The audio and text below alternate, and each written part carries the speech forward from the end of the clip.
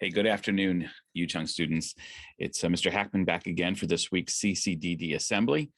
We're going to be continuing our November talk on forgiveness, but before we do, normally when we do the CCDD assemblies in our normal format, where we'd be in the gym or in the auditorium, we have some time for announcements, and I have an announcement today.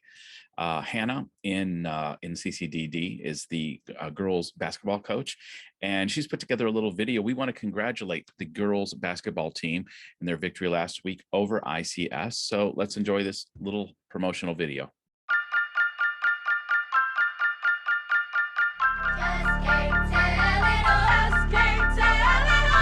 Yeah, I'm about to step in the ring for the fight of my life. Hit my knees and I strap on my gloves. Boy, I've been prepping since like I was 7. And thing is, I'm already covered in blood. Witness that KB is closer than blood. I got that HGA tatted right next to my heart, so you know it's gonna always be love. Still got more. Remember when the folks got killed next to blow? Swear I don't care about the status. Why would I clout chase when God is mine? Cause my money, my Grammys, I'm still gonna die richer than you can imagine. Jesus, they see an interview, swear I ain't with it. I say, 3, 2, 1,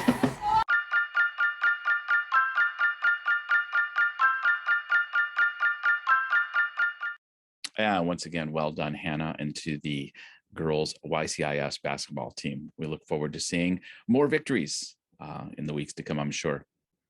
Anyhow, continuing on with forgiveness, we're in the third part of our chat on forgiveness. And before we get into it, I just want to say thanks to those of you that have responded to the reflection question over the last couple of weeks.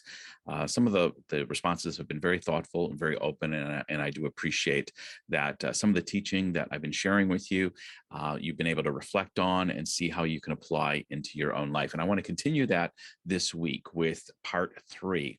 And we're going to be looking at a particular story in the Bible that Jesus uses to reemphasize this whole notion of forgiveness.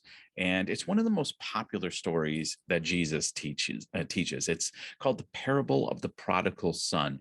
And a parable is a story that is not only meant to entertain, but to deliver a moral lesson, a life lesson for us, something that we can glean on, reflect on, and see how it can apply to our own lives. Sometimes it is a critique. It's an outside critique of maybe some of the things we've been doing. It allows us to take a step back, and that's why we have these reflection questions.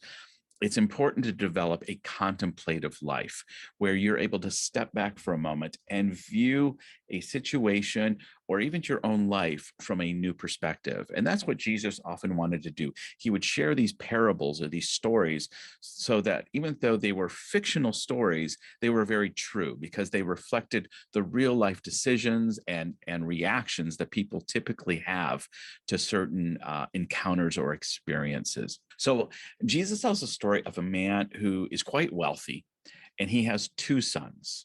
And the younger son decides, you know what, I don't want to work for the family business anymore. I want to go live my life. I want to go do my own thing. So he goes to his father and he says, Dad, I want to go off on my own. I'm really not interested in the family business. And I want my share of the inheritance now. Like what you were going to give me one day, I'll just take it now. And I'm just going to go. You won't see me and I won't ask for anything else. I'm off. So the father gives it to him. He gives him the money that he asked for. And so the young man goes off, and the way the story goes is he doesn't make some good decisions. He goes out partying, and you know what happens with, you read these celebrities, particularly young celebrities, when they suddenly become really famous and really wealthy really fast.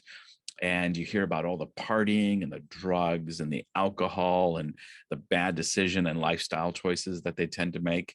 And then they end up in rehab. They end up in some kind of situation. And that's what happens to this young man.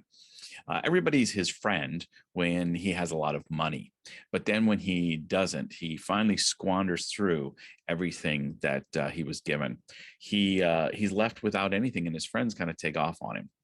And so he's left alone, and he's starting to starve. He doesn't have any income.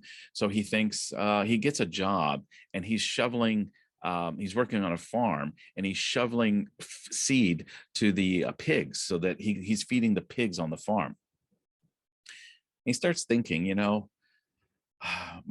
I had a really good life with my family, but he'll never my dad will never take me back after everything I've done. But even the servants at my dad's house eat much better than I'm eating here. I'm going to go back to my old house and I'm going to say, listen, I'm not a son. Just hire me as a servant. Can you just hire me as a servant? At least then I'll be, I'll get a decent meal every day. And so the man goes back, and the story says that his father saw the son far off and got excited when he saw him approaching, which really lends the whole idea.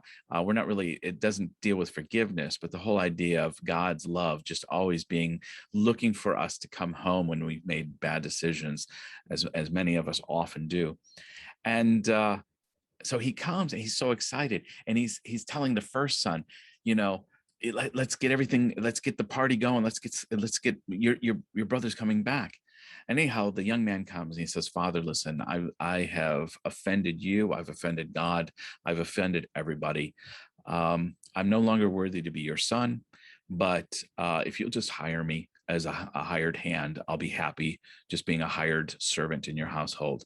And his father looks at him and goes, basically, son, are you ridiculous? You're my son. You'll always be my son. He yells for the signet ring to be brought to him, to reaffirm his sonship, that he's not a servant, but he's going to be a son. And he orders that the calf that they've been saving for a big celebration to eat, that we're going to prepare that now. He tells all the servants, prepare a big banquet because my son has come home. So while everybody's going off to prepare, the older son is standing there and he's just really angry. This is not fair. And so his dad's like, why are you upset? What, your brother just came home. You should be happy. Why are you upset? And he's like, look at the reaction you give to the young guy. This guy he turned his back on his family. He turned his back on you. He squandered a ton of money of the family resources, and you're welcoming home like he's, some hero. And he says, I've never done any of that stuff. I've never squandered your money. I've always done everything you said. I've worked for the family business, but you've never prepared the calf for me. You've never done the big banquet for me. How come he gets that and I don't get it? It's not fair.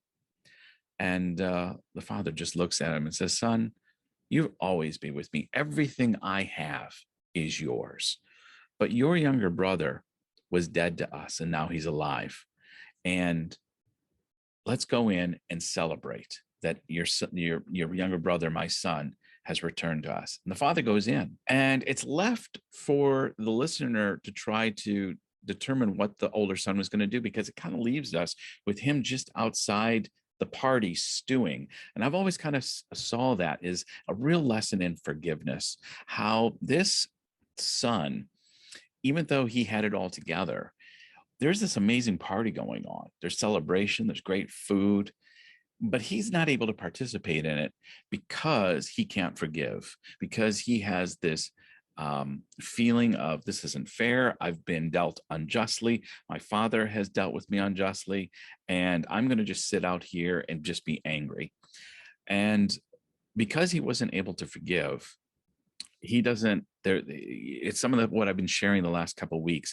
What happens is the person who is not able to forgive actually has more of the consequences than the person who actually did the offense. In this case, the younger brother. So I want to leave you with this idea with a reflection question, because Jesus really highlights this idea that God's love is for everyone at all times. And when that younger son who made bad decisions, and we all make bad decisions at times, he is always willing to forgive and to bring that person back. See, there's two different types of justice. There's retributive justice, and that's the justice I think many of us are familiar with. You do something wrong and you get spanked for it, or there is a punishment involved, or you go to jail, or you pay a fine. You've done something bad, and society or the family or whatever penalizes you, and that's their way. And a lot of times society does that to stop you from doing bad things. There's going to be a penalty for doing it. But the justice that God always brings is a restorative justice. How are we able to restore? What does justice look like when we are restoring relationships? See, the older son wanted a retributive justice. Listen, before he's welcomed back into the household, he's got to pay a penalty. He's got to be punished first. And the dad is like, no, that's not real justice. That's actually justice that just creates more harm. Restorative justice, the justice that God's all about, is the one that heals and builds and binds and restores relationships and brings things back together that were broken. So that's the kind of forgiveness we're aiming to highlight. And that's the kind of forgiveness that God brings. So I wanted to leave you with this reflection question today. Like the older son in the parable, do you ever find yourself unable to forgive because a situation was unfair? Do you think the father in the story is fair or unfair? So if you have time, would love for you in your Google Classroom to answer that question. Let me know what you think about that. If you see me this week, come chat with me. What do you think about the older son? Is he does he have a good justification for the way he's acting, or do you think the way he's acting actually creates more problems? Anyhow, I'll leave you with that. We'll continue with forgiveness next week in part 4. I hope you've enjoyed this. And again, congratulations, girls basketball team, on your victory. See you next week, everybody.